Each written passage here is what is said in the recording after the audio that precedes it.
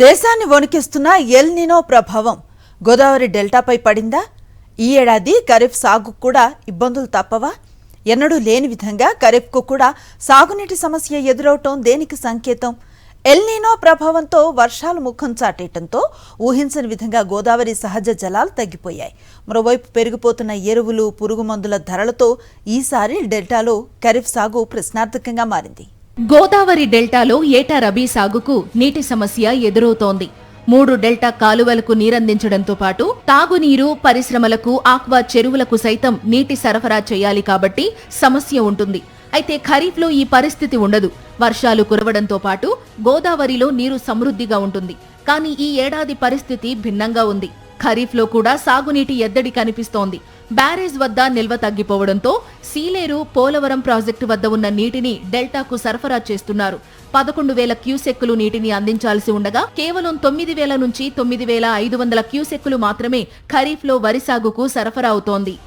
El Nino problem ఒకటి వచ్చి ఇవాళ గోదావరి డెల్టాలో కూడా ఈల్డ్స్ సరిగా లేవు. పైనుంచి వచ్చేది ఇవాళ ఈ రోజుకు చూసుకుంటే మా గోదావరి డెల్టాలో 3,000 క్యూసెక్కులు వచ్చింది. అటు సీలేరు నుంచి 6,000, 9,000 చిల్లర కూడా కాలువలకు ఇస్తే పరిస్థితి ఏంటంటే డ్రింకింగ్ వాటర్ కావాలి. ఆ డ్రింకింగ్ వాటర్కి వెళ్తున్నాయి. ఇటు సాగు ముమ్మరంగా జరిగే టైంలో వాటర్ లేకపోతే దమ్ములు వెళ్ళే ఎదర పరిస్థితి లేదు. జూన్ 1 నాటికే సాగునీటి సరఫరా ప్రారంభమైన కాలువలకు విడుదల చేస్తున్న 9,000 క్యూసెక్కుల నీరు సరిపోకపోవడంతో డెల్టాలో ఖరీఫ్ సాగు అంతంత మాత్రంగానే ఉంది. ఇక మెట్ట ప్రాంతంలో పరిస్థితి దారుణంగా ఉంది. చెరువుల్లో నీరు పూర్తిగా ఎండిపోవడం, ఎల్ నినో ప్రభావంతో వర్షాలు కురవకపోవడంతో సార్వా సాగు ప్రారంభం కాలేదు.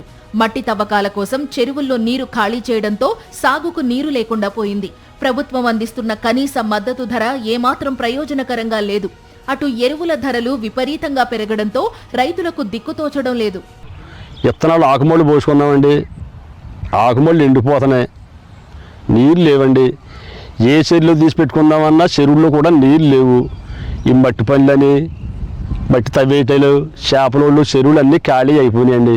కాలం నీరు లేదు, చెరువులో నీళ్ళు లేవు, మాకు వర్షాలు ఏమీ లేవండి. గతేడాది బస్తా యూరియా కోసం రైతులు పడరాని పాట్లు పడ్డారు. యూరియా దొరక్క తీవ్ర ఇబ్బందులు ఎదుర్కొన్నారు. ఈసారి దీనికి సంబంధించి ప్రభుత్వం ఏర్పాటు చేసిన యాప్ తమను ముప్పతిప్పలు పెడుతోందని కౌలు రైతులు ఆవేదన వ్యక్తం చేస్తున్నారు.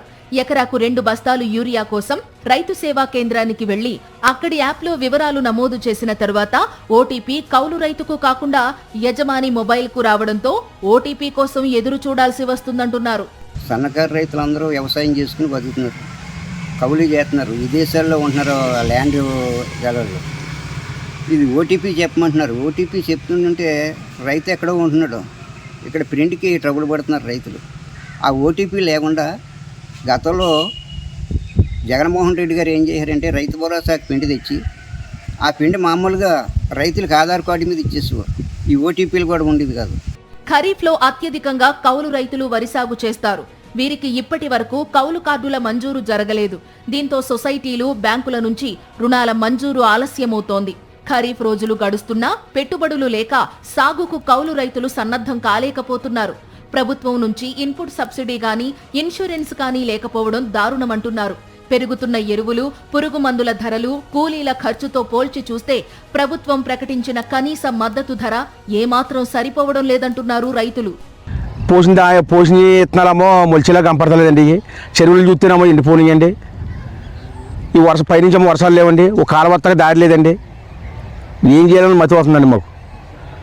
ఆ కౌలు కాయించాలన్నా మాకు ఆ కౌలు కోట కింద మాకు ఇప్పిస్తేయండి, దాని మీద కూత కాత అండి రుణబాకీల కింద తెచ్చుకుని ఈ అక్షయాలే పెట్టుకుంటామండి బాబు. టన్నుపై 3 నుంచి 4,000 రూపాయలు అదనపు భారం పడుతోందని ఆందోళన వ్యక్తం చేస్తున్న రైతులు దీనిపై ప్రభుత్వం దృష్టి సారించాలని, తమను అప్పుల ఊబి నుంచి బయటపడేయాలని కోరుతున్నారు. మరిన్ని అప్డేట్స్ కోసం ఛానల్ను సబ్స్క్రైబ్ చేయండి. నోటిఫికేషన్స్ కోసం బెల్ ఐకాన్ పై క్లిక్ చేయండి.